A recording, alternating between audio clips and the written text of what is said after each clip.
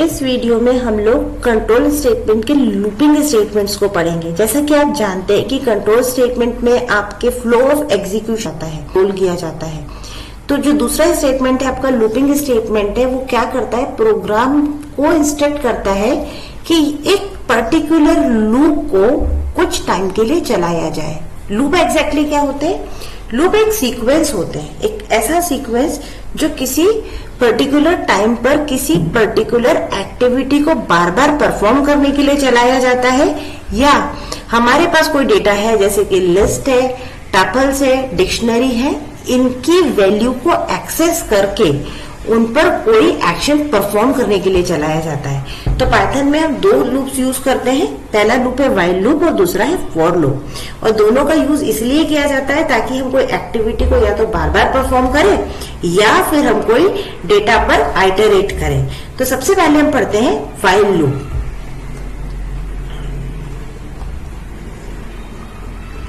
While loop वो statement है जो प्रोग्रामर तब यूज करता है जब वो डिसाइड कर ले कि पर्टिकुलर लूप या वो ब्लॉक तब तक चलेगा जब तक कि कंडीशन ट्रू होगी।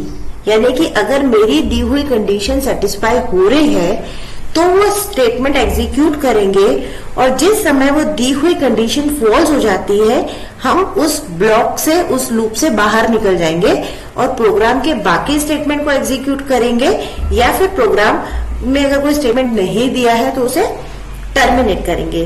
तो उसको करने के लिए मेरे पास एक प्रोग्राम है। यहाँ पर एक प्रोग्राम है जिसमें मैं 1 से लेके 5 तक के कुछ नंबर्स को प्रिंट करना चाह रही हूँ।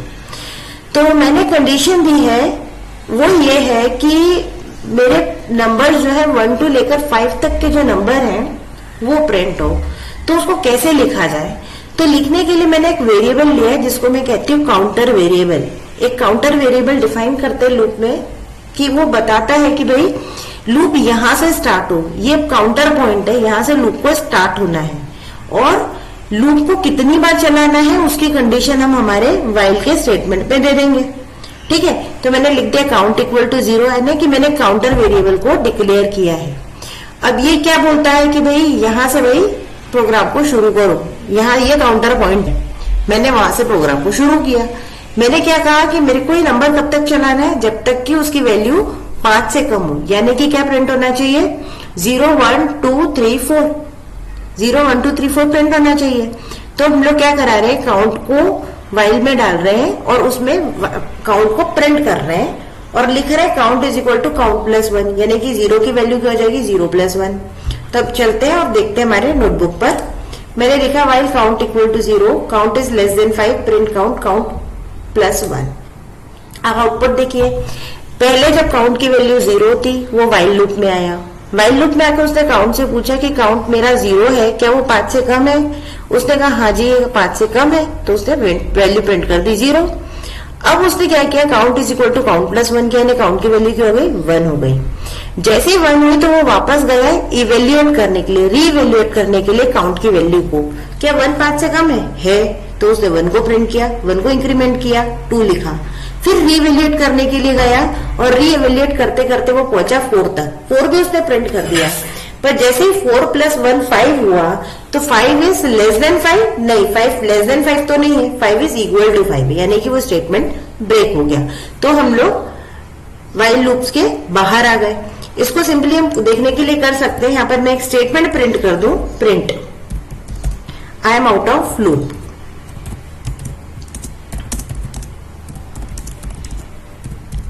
हम इसको चला कर देखते हैं, देख लीजिए हमने 4 किया और जैसे ही 4 के बाद 5 आया था I am out of loop आ गया। इसी तरह जब व्हाइल को हम पढ़ रहे हैं तो जब हम व्हाइल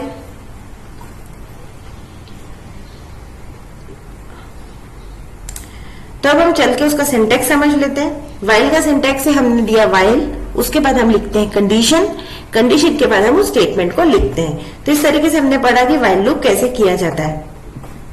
अब इसी तरह व्हाइल लूप में अगर मैं एल्स का यूज करना चाहूं तो ये पॉसिबल है। अगर मैं सिंपली यहाँ पर व्हाइल के बाद यहाँ पर व्हाइल के नीचे इधर एल्स लिख दूं, एल्स और फिर मैं लिख दूं print in else loop, in loop of in else,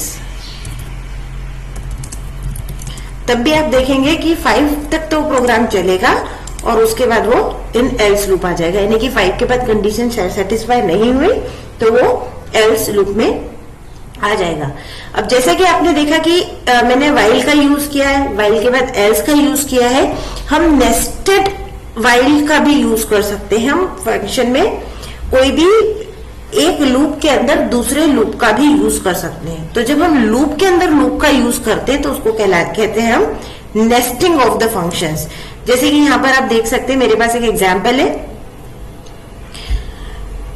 जब मैं एक एक्टिविटी कर रही हूं वाइल लूप की और मैं चाहती हूं कि उसके अंदर भी एक लूप और चले, एक एक्टिविटी और हो, तो उसके लिए मैं नेस्टिंग कर सकती हूँ। तो मेरे पास यहाँ पर एक एग्जांपल है, हम लोग चलकर देखते हैं।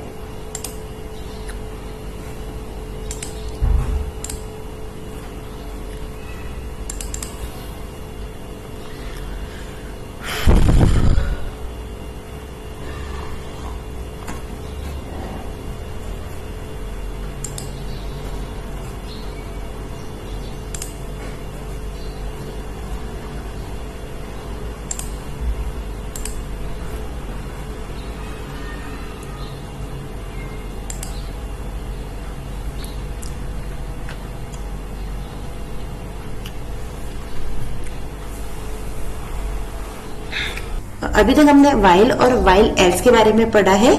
अब हम नेस्टेड लूप को पढ़ेंगे, जिसमें कि हम एक लूप लिखते हैं, क्योंकि लूप में आप जानते हैं कि हम कोई एक्टिविटी को बार बार परफॉर्म कर रहे हैं और हम चाहते हैं कि उस लूप के अंदर एक और लूप लिखा जाए जो उस लूप के अंदर कोई एक्टिविटी को बार बार परफॉर्म कर रहा है। तो उसके लिए मेरे पास एक ऑलरेडी लूप लिखा हुआ है। मैंने यहाँ पर एक आउटर लूप बनाया हुआ है, जिसमें कि मैंने एक आउटर वेरिएबल लिया है, आउटर काउंट करके काउंटर वेरिएबल लिया है, और इस आउटर काउंट को मैं 3 टाइम्स चलाऊंगी, और 3 टाइम चलाऊंगी तो मेरा बाहरी लूप यानी जो पहला लूप है वो 1 2 3 प्रिंट कर रहा है। अब मैं चाहती हूँ कि जब आउटर काउंट की वेरिएबल वैल्यू 1 थी, जब while outer count is equal to 1, तो उसके अंदर भी एक और लूप चले, जब उसकी 2 वैल्यू हो तब भी लूप चले और 3 हो तब भी एक लूप चले। तो उसके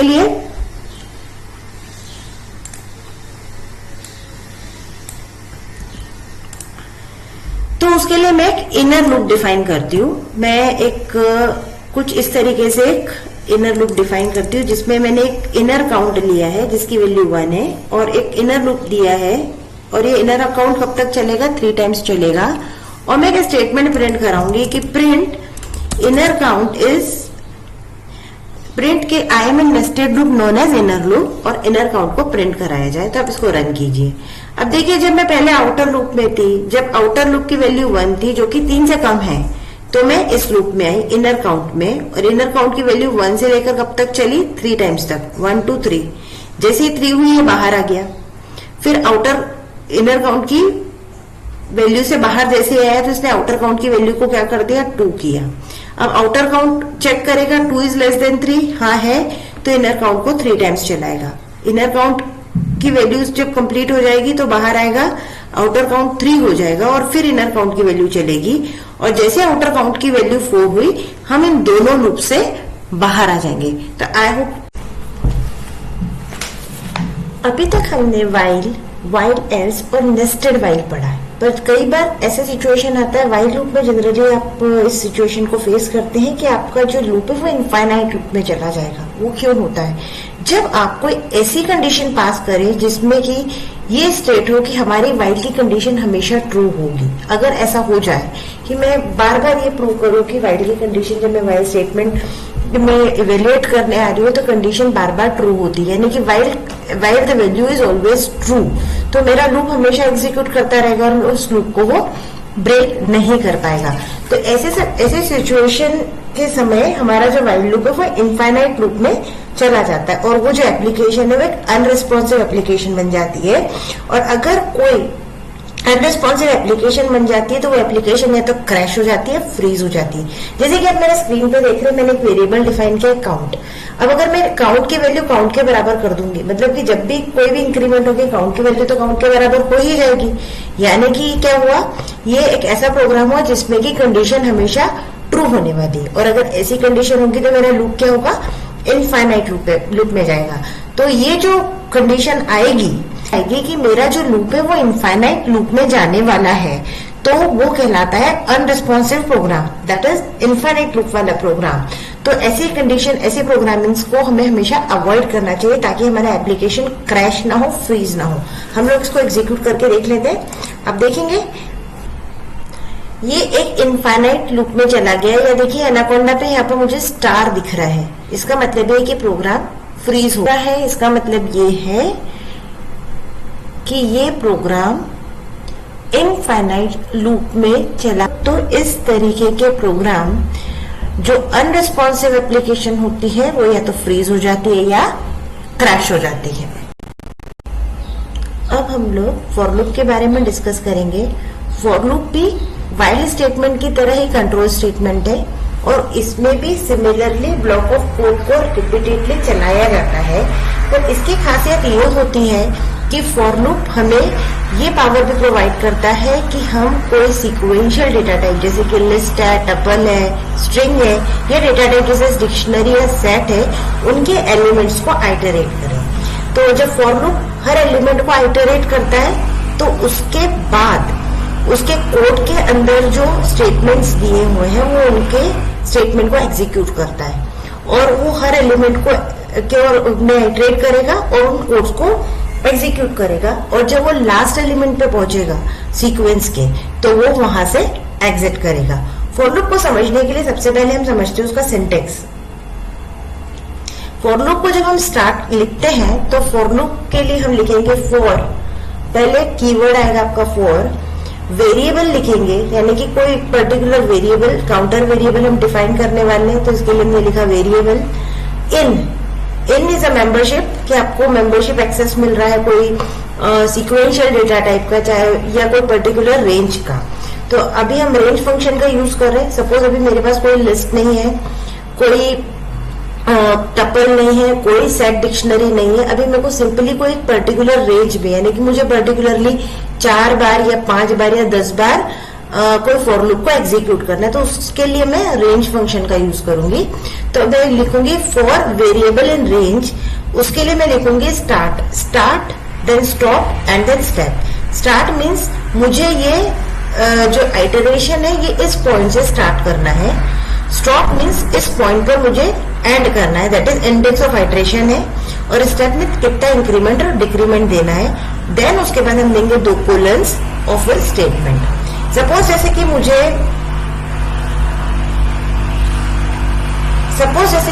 10 नंबर प्रिंट करने हैं, तो मैं कैसे प्रिंट करूंगी? 10 नंबर को प्रिंट करने के लिए हम लोग चलते सीधे हमारे नोटबुक पर, मैं लिखूंगी फॉर।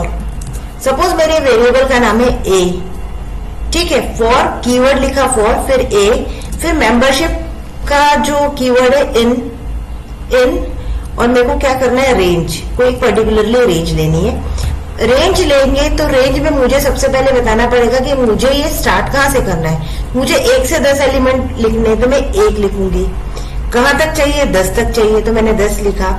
और मुझे एक के बाद एक सीक्वेंस में 1 2 3 4 5 6 7 8 9 10 ऐसे चाहिए, तो इंक्रीमेंट या डिक्रीमेंट मुझे देना पड़ेगा, तो मैं लिखूंगी 1। ये मैंने लिखा और उसके बाद मैंने लगा दिया है कोलन। कोलन लगाने के बाद नीचे आकर मैं प्रिंट करूंगी ए। जैसे मैं प्रिंट ए करूंगी तो मुझे क्या चाहिए कि 1 से लेके 10 तक सारे एलिमेंट प्रिंट होकर आ जाए। तो लेट अस डू इट। आप यहाँ पर देखेंगे कि मेरा 1 2 3 4 5 6 7 8 9 आया, पर 10 नहीं आया। तो आप ये बात हमेशा याद रखिए कि जब भी हम फॉर लूप में कोई भी रेंज को डिफाइन करते हैं तो रेंज जो है वो एक्सप्लिसिट टाइप का होता है, यानी कि जो लास्ट इंडेक्स नंबर है उसको वो लीव कर देगा। पर अगर मुझे 10 चाहिए तो मुझे यहाँ पर रेंज देना पड़ेगा 11, तो 11 को छोड़ देगा और 10 तक को प्रिंट कर देगा। आप देख सकते हैं स्क्रीन पर। अब तो ये बात हुई कि रेंज की, कि मुझे किसी तरीके से रेंज को प्रिंट, मुझे यहाँ पर कोई इवन नंबर प्रिंट करना है। तो इवन नंबर क्या होता है? वो नंबर जो 2 से कंप्लीटली डिविजिबल हो। 2 से डिविजिबल हो यानी कि पहला तो नंबर 2 ही हो जाएगा, तो मेरी स्टार्टिंग रेंज होगी 2। मुझे कहाँ तक चाहिए? मुझे चाहिए 20 तक नंबर। तो क्योंकि 20 को अगर मैं लिखूंगी 20 20 से 2 से डिविजिबल है, तो 20 तो प्रिंट होने नहीं वाला है, तो मैं रेंज क्या दे दूंगी यहाँ 22। ठीक है, मैंने यहाँ 22 दी। और 2 के बाद इवन नंबर 2 से डिविजिबल है, तो मैं इंक्रीमेंट में 2 डाल देती हूँ और प्रिंट ए करेंगे। आप देख सकते हैं सारे इवन नंबर्स आ गए। अभी तक हमने फॉर लूप में रेंज फंक्शन का यूज करके फॉर लूप के थ्रू कुछ ब्लॉक स्टेटमेंट को एग्जीक्यूट कराया है। अब जैसा कि मैंने बात की है कि पाइथन है और पाइथन में फॉर लूप का मेन यूज किया जाता है सीक्वेंशियल डेटा टाइप, यानी कि आपका लिस्ट है, टपल है, स्ट्रिंग है या डेटा टाइप जैसे सेट या डिक्शनरी है, उसके अंदर जो एलिमेंट्स है उसकी वैल्यूज को एक्सेस करने के लिए, उस पर कोई एक्शन करने के लिए। तो उसको मैं किस तरीके से करूं? तो उसके लिए सिंपली मैं एक लिस्ट डिफाइन करती हूँ। सपोज मैंने एक लिस्ट डिफाइन की, माई लिस्ट, और मैंने उसमें कुछ वेरिएबल्स दे दी हैं। सपोज मैंने ये वेरिएबल्स डिफाइन कर दिए, तो मेरी लिस्ट डिफाइन हो गई। अब मैं क्या चाहती हूँ कि मेरे जो लिस्ट की वैल्यूज हैं, ये लिस्ट के जितने भी वेरिएबल्स हैं, इनकी वैल्यू प्रिंट हो। उसको प्रिंट करने के लिए मैं क्या करूंगी? जैसे कि आपने देखा, मैं रेंज फंक्शन का यूज कर सकती हूँ यहाँ पर। तो मैं लिखूं फॉर ए इन रेंज,